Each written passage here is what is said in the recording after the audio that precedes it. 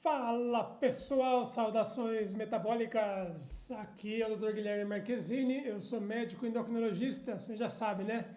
Nesse canal aqui a gente fala sobre diabetes e com um enfoque especial na reversão do diabetes tipo 2, que está aí a seu alcance. Existem técnicas para a gente alcançar isso, basta você se interessar, aprender e executar. Vamos aprender a olhar para a comida com outros olhos? Chega mais, o assunto hoje te interessa, hein?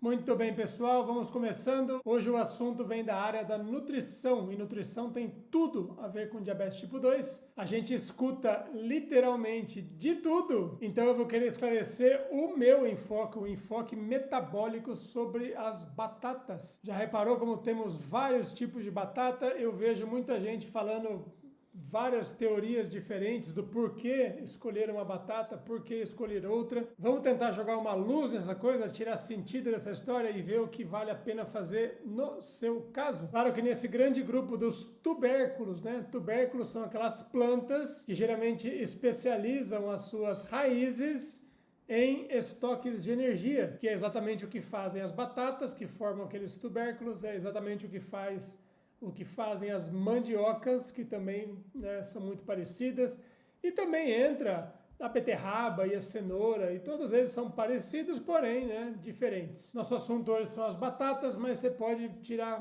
conclusões muito parecidas com as mandiocas também. Para que o vídeo não fique muito longo, a gente vai falar sobre 3 batatas. Vamos comparar principalmente 3 batatas que são as mais comuns, que são as mais comentadas e que no fundo você precisa saber para desmistificar essa abordagem. Vamos começar sobre a mais comum delas, a batata normal, a batata simples, cujo nome oficial é a batata inglesa. A batata inglesa é aquela que você usa geralmente para fazer o seu pirezinho no estrogonofe, que você vê lá na fritinha, seja na rede de sanduíche, seja no dogão da esquina. Batata inglesa é batata normal. Vou tentar colocar na tela aqui os principais números das informações nutricionais referentes às batatas inglesas. Lembrando que eu vou comparar com as outras no final, mas para fins da comparação ficar mais clara, eu vou usar a porção de 100 gramas de batata crua, não de batata assada, não de batata cozida, não é frita,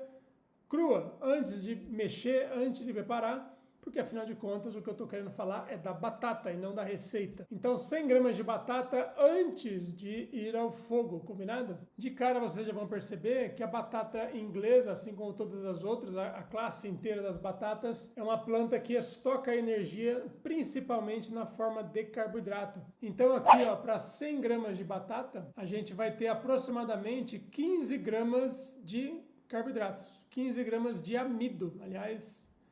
Mais uma informação aqui, o açúcar que a batata prefere estocar é chamado de amido. Isso é super importante porque amido é uma correntinha, são várias moléculas de glicose juntinhas. Então, quando a gente fala de diabetes, isso aqui acaba tendo uma certa relevância, tá? Isso vale para todas as batatas, elas são ricas em amido. Pouca gente sabe, mas as fibras também são carboidratos, elas ficam longe.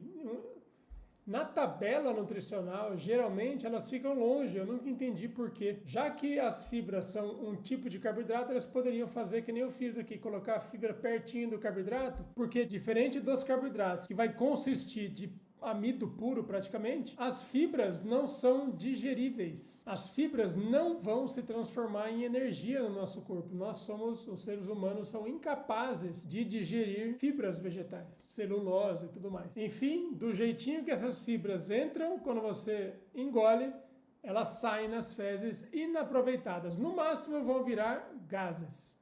São fermentadas por bactérias e podem virar gases. Mas aqui na batata vocês estão vendo que a quantidade de fibra é bem pequena. Mas é importante, você já aprendeu uma continha que a gente faz.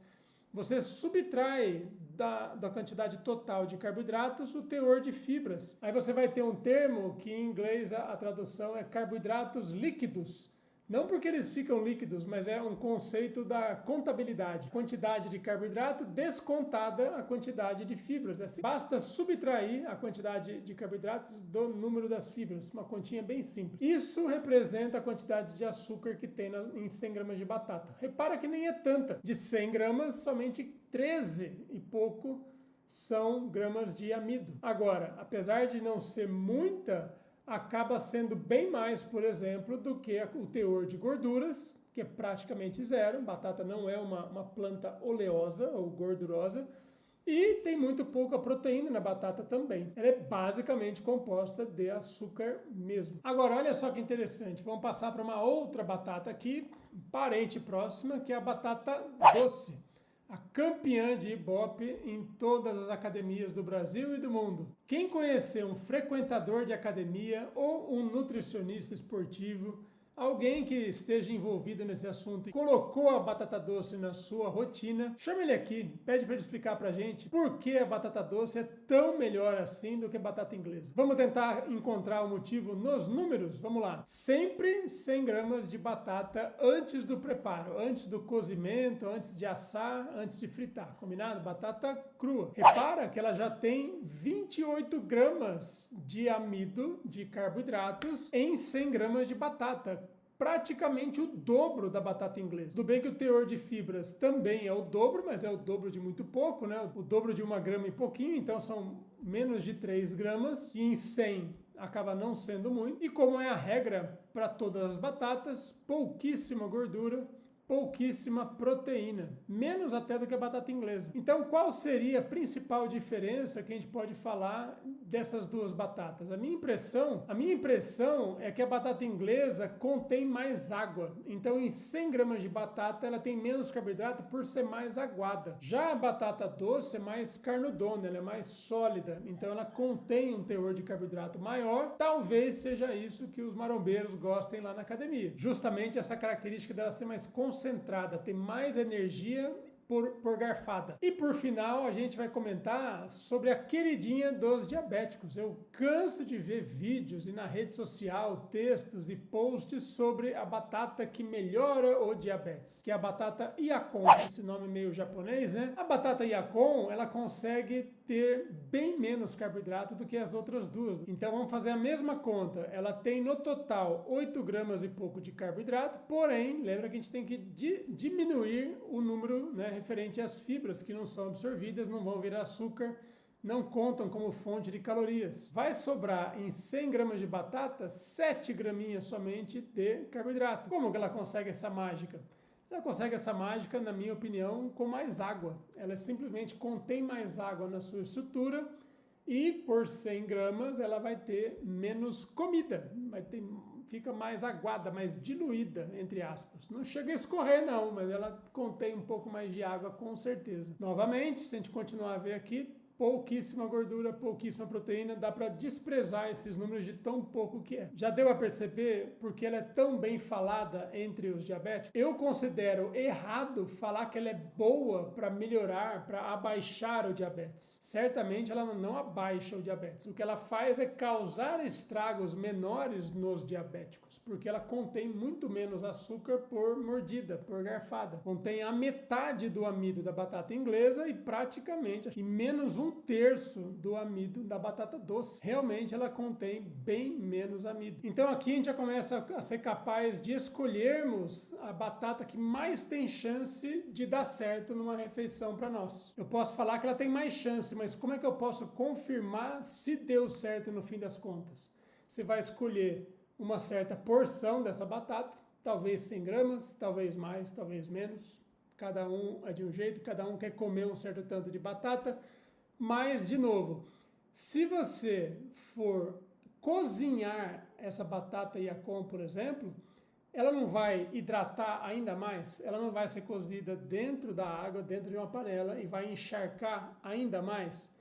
Provavelmente essa batata cozida vai ficar ainda mais diluída e naquelas 100 gramas vai ter ainda menos carboidrato. Aí vira uma gelatina diet quase. Vai ter muito pouco açúcar por garfada nessa história. Já quando você frita, assa, faz farinha e faz massas, etc e tal, você tira a água no processo e vai dar uma concentrada nas gramas de carboidrato naquelas mesmas 100 gramas de comida depois do preparo. Deu para entender? E ao tirar a água, a batata fica mais leve, para chegar em 100 gramas vai ter mais batata, os números aumentam. Como é que você vai fazer para checar essa história?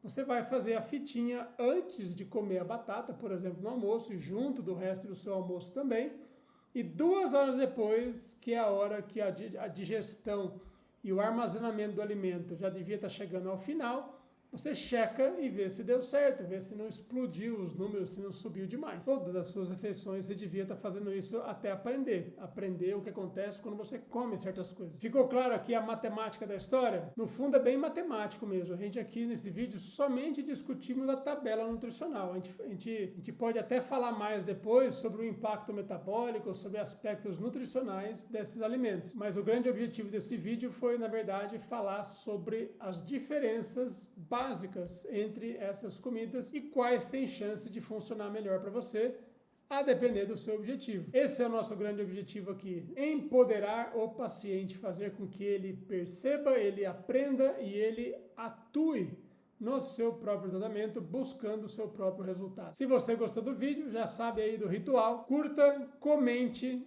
já convida lá o seu marombeiro para participar aqui também. Se inscreva no canal, toda semana temos vídeos novos. E a gente vai estar falando na semana que vem sobre a reversão do diabetes tipo 2 em 3 aulas sobre todo o aspecto básico para um aluno iniciante. Eu vou deixar o link na descrição do vídeo. Inscreva o seu e-mail, o seu telefone para poder entrar em contato, te avisar das aulas. Mas nos dias 30, 31 de janeiro e 1º de fevereiro, vai rolar esse evento com 3 aulas gratuitas sobre tudo que você precisa saber, não só sobre o diabetes, por que é importante tratar e como fazer para reverter o diabetes tipo 2. Eu espero vocês, um grande abraço, até a próxima!